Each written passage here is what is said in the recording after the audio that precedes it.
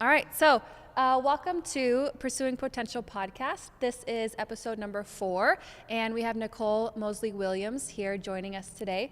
The aim and the goal of the whole podcast is to use ordinary people and help us maximize our potential using mindset to kind of get there. So we are going to learn a little bit about Nicole. She works here at BlackGoat CrossFit. Sure do. She's our registered dietitian. Awesome. Really passionate about what she does. But tell us a little bit about your journey, maybe that led you to choosing this career that you're in, and even fitness. Why are you here versus, a hospital or different settings you could use that dietitian credentials at? So I'm going to give you the summary of my story. Yeah. Growing up, we did not live a very healthy lifestyle. So meat and potatoes, canned vegetables, we weren't very active as a family. So type 2 diabetes, obesity, high blood pressure kind of runs rampant in my family. I think I was about 18 years old, and I lived in a ski resort town.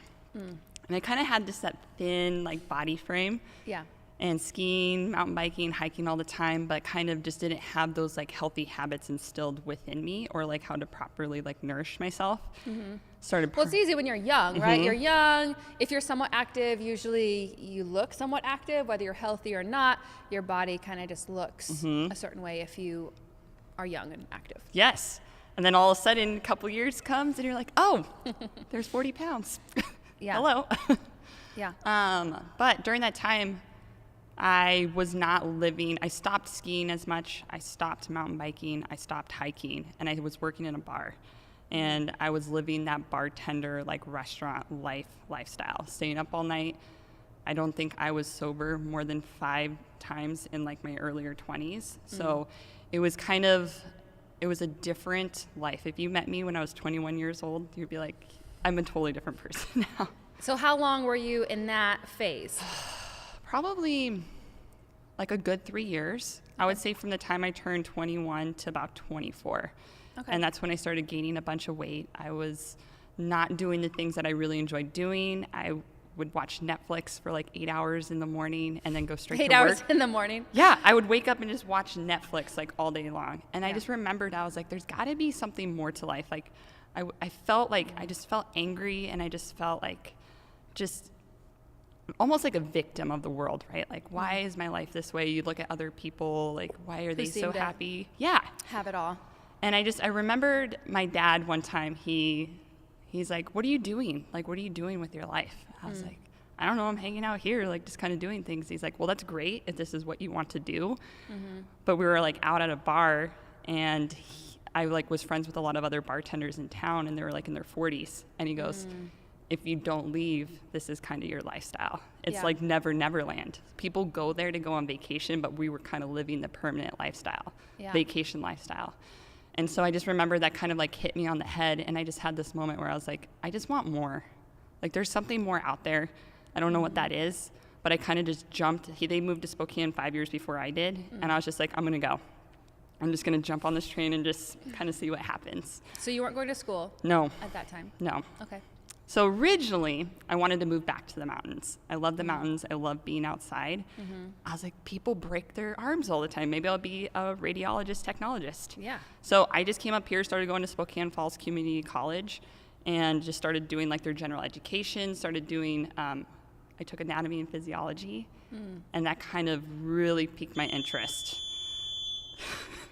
Time. We're done. Interview's over.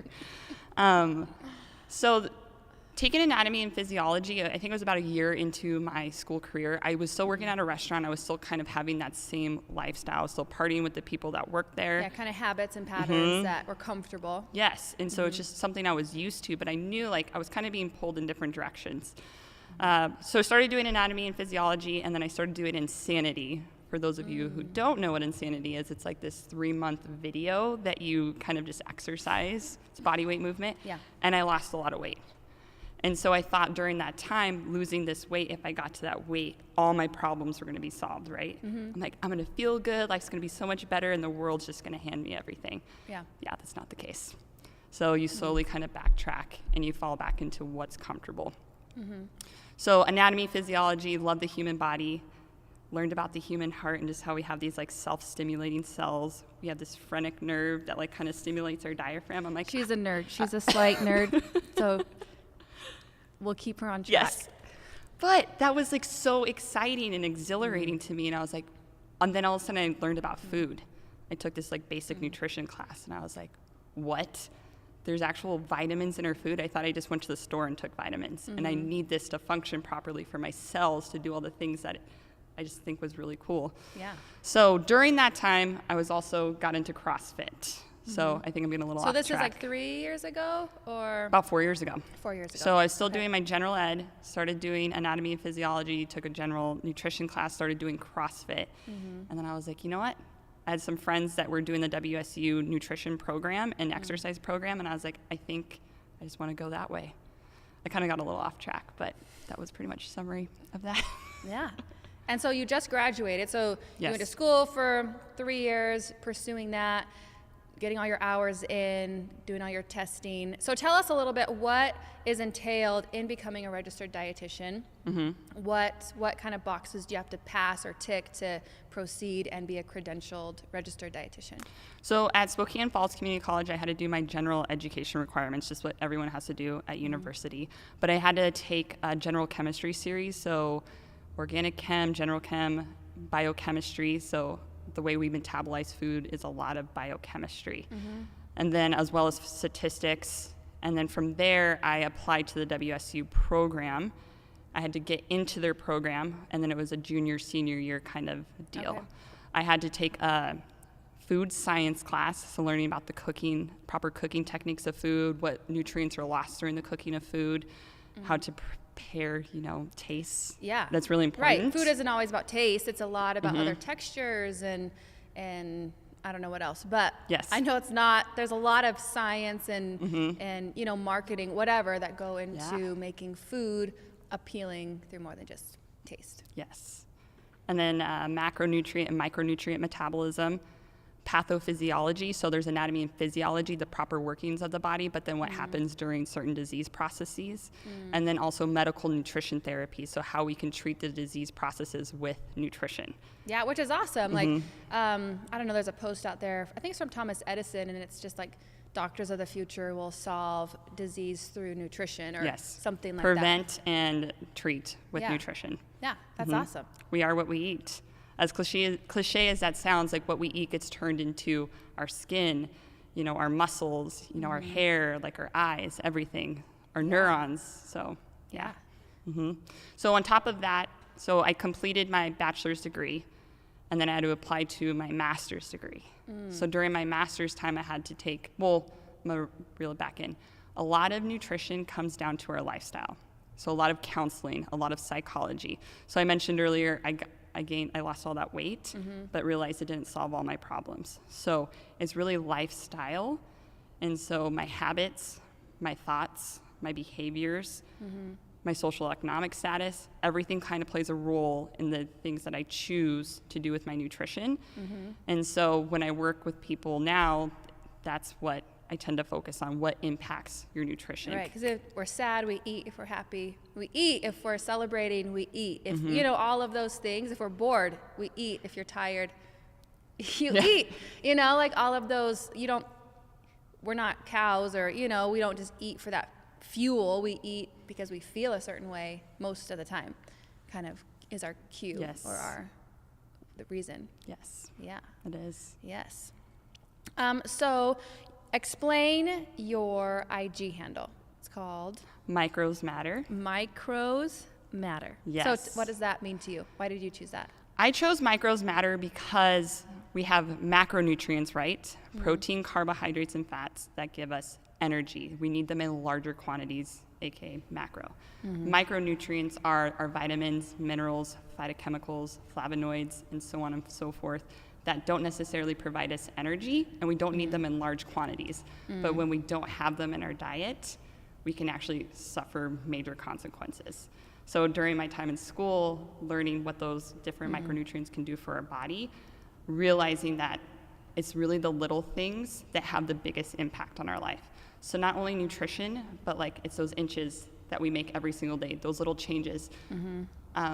Nice gestures that you do for someone. I don't know if you've ever had someone buy you a cup of coffee that was in front of you in line, but that little like gesture can like totally change your whole day. So for me, just focusing on the little things is what really matters in the long run. Yeah. Yeah. That's awesome. What would you say is, like, obviously nutrition is important to you. What would you say your mindset from your past, how you just thought about food versus your present, how you think about food? What is your mindset now, and what kind of helps you maintain that mindset, or what motivates you to eat in a healthy way? Because sometimes we know what we should do. I think most people would say, well, I know what I should eat, but actually following through is sometimes a different story. So what would you say? I just know how sick I felt before, and I don't think I realized how sick I was and how much it actually impacted my health.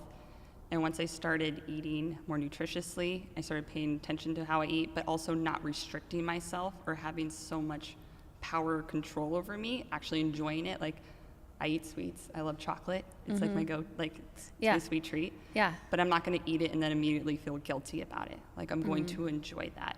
So I think for me, it's just finding that healthy relationship and wanting to feel my best. So that way when I'm out in the world, I'm actually able to experience at a higher level too.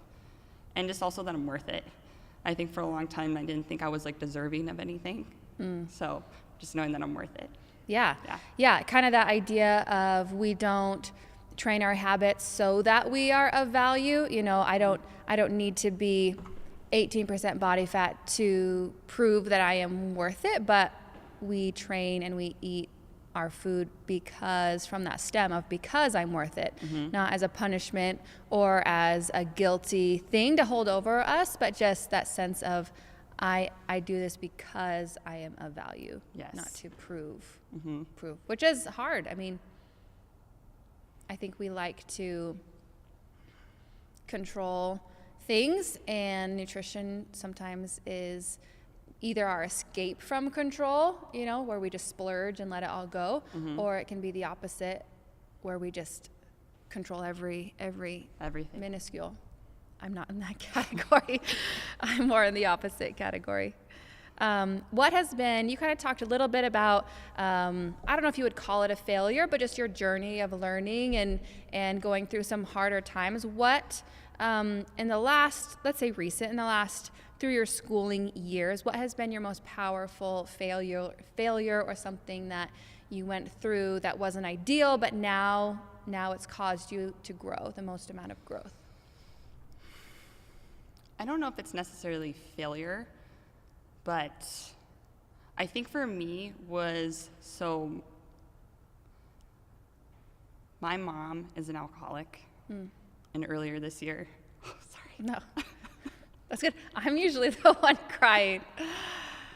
So earlier this year, so it's been ongoing for like the last 15 years. And I think for the longest time, like I was very apathetic towards the situation and then only letting certain people in. And it was like that, like I would just, almost just like if I let people in, I would just start crying because I didn't know how to deal with it. Yeah. And I don't think I realized how much of an impact it had on my views and how I saw the world and also my eating habits. So what did your eating habits look like? Like, what does that mean?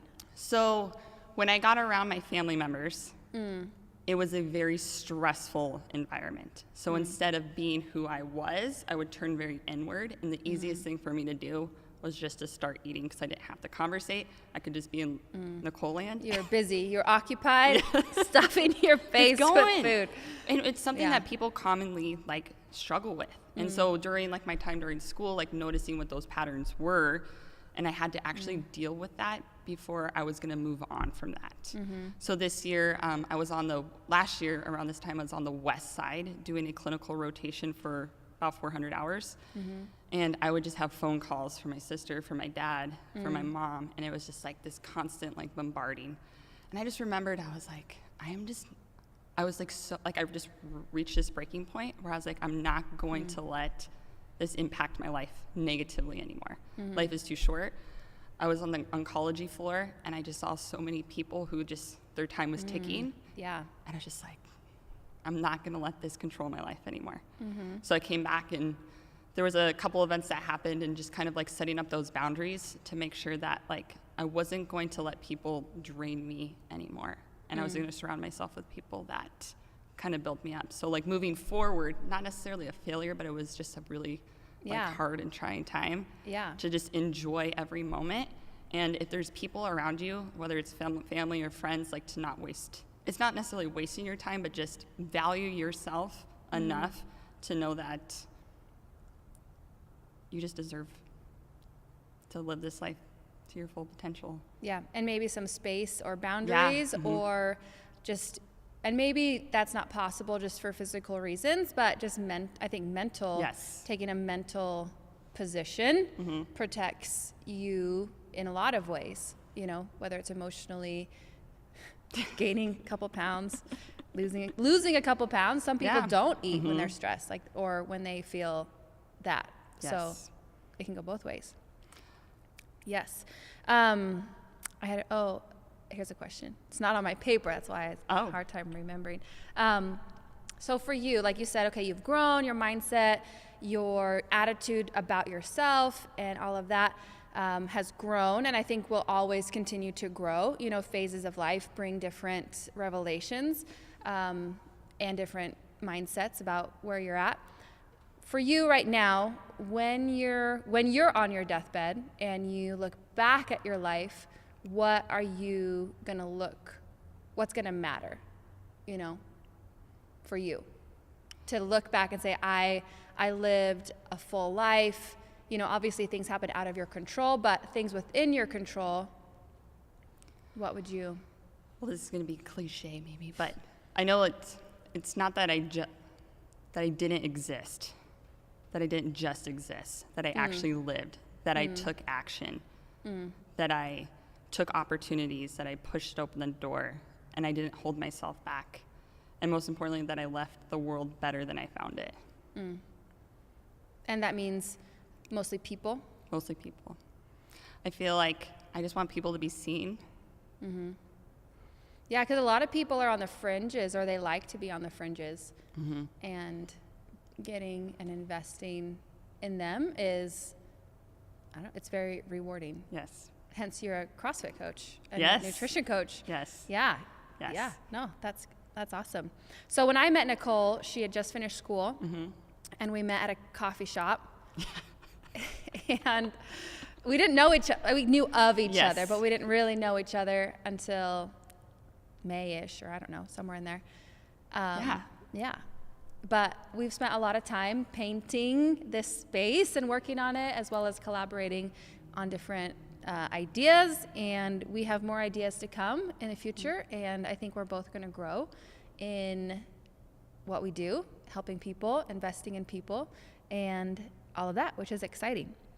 What do you see is next for you in the next 6 months, next year? I mean, you just finished school. It hasn't even been a year since you've been out of school. No. So where do you see, like, a year from now or 5 years from now? Like, what do you see? What are you excited about? I'm excited about the unknown. And I think I brought this up to you a couple times. So, I mean, I just accomplished this huge goal that I was like working towards. Yeah. And something that I'm actively working on is trying to think about what that 5-year goal kind of looks like. But definitely being open to what this adventure kind of looks like, because we've only been open for 2 months. 2 months. And just seeing what kind of holistically happened or just has grown out of here, the people that have come in here, the changes that have already happened. Yeah. But I think for me, it's just learning as much as I can so that I am prepared to help people the best possible way that I can. Because I experienced such a great lifestyle change. And I know I didn't mention it earlier, but like I started at a CrossFit gym, people invested in me, and I just saw my life just grow and turn so much for the better. So I think for me, what that looks like is being in that same spot to where I'm able to do the same for others. because my life is drastically different because of that. Yeah. Yes. Which is crazy, even 5 years ago, which isn't that long ago to now.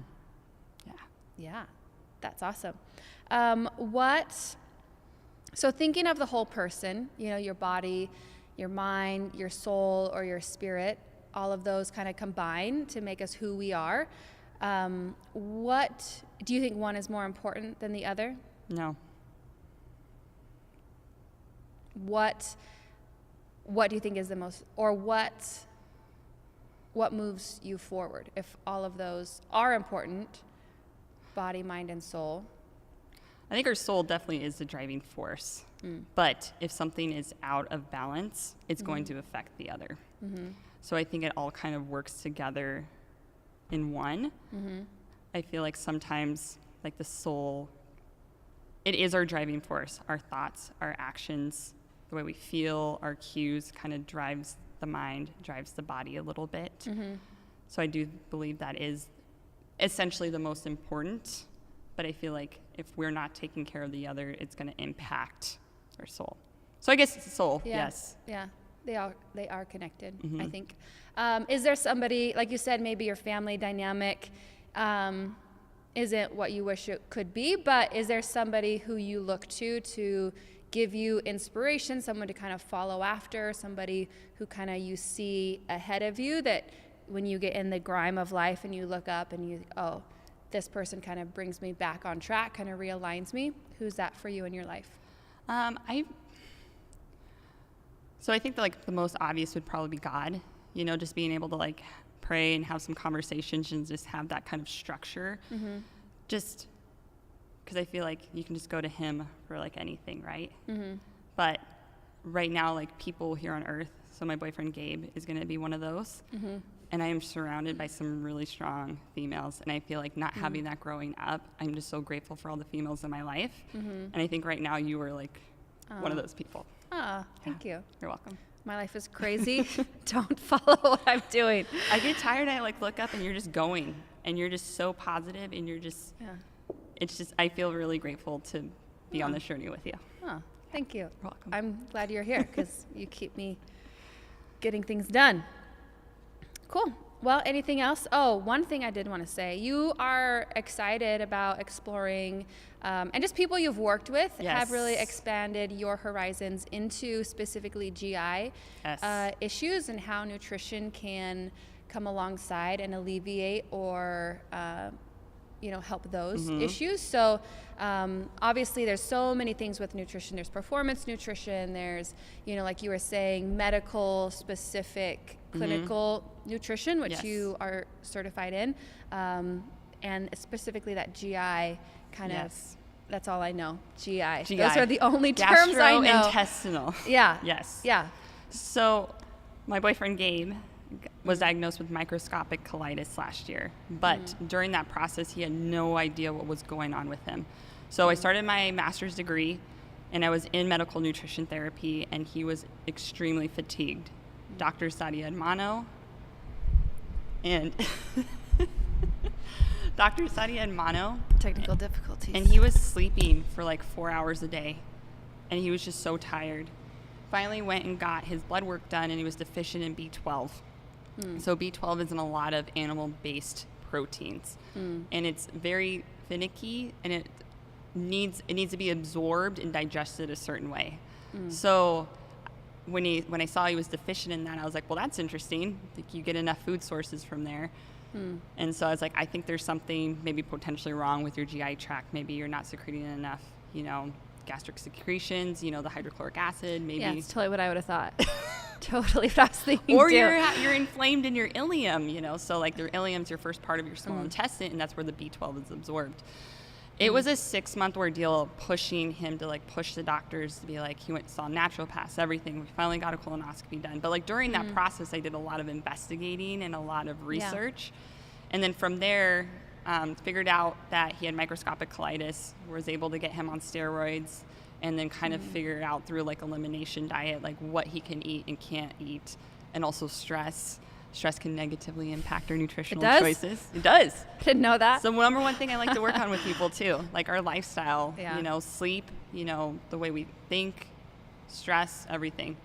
But so from there and just starting to work with people now outside of school, GI is something that has come up a lot and something that I want to dive into more, as well as autoimmune conditions too. Cool. So lupus, MS, all those kind of conditions. So I'm planning on continuing my more education. your education towards that. So if you have any of those or know somebody, Nicole would love to talk to them and just, what their walk has been like, what has worked for them. Maybe she can suggest some things that might help them. But we do offer Hungry for Help, and Hungry for Help is a free session with Nicole just to come and talk about your path, what you've been doing, and just see if her knowledge and experience can help you reach your goals maybe a little sooner, or even kind of put you on a completely different track than what you've been on as far as nutrition. So she's great. She's awesome. She loves people, and that's why I love her. So it's great. So anything else do you want to say? I'll probably think of it as soon as the podcast is over. Yeah. No, that's great. So that's it. Thank you for watching, and episode 4. Episode 4. In the books.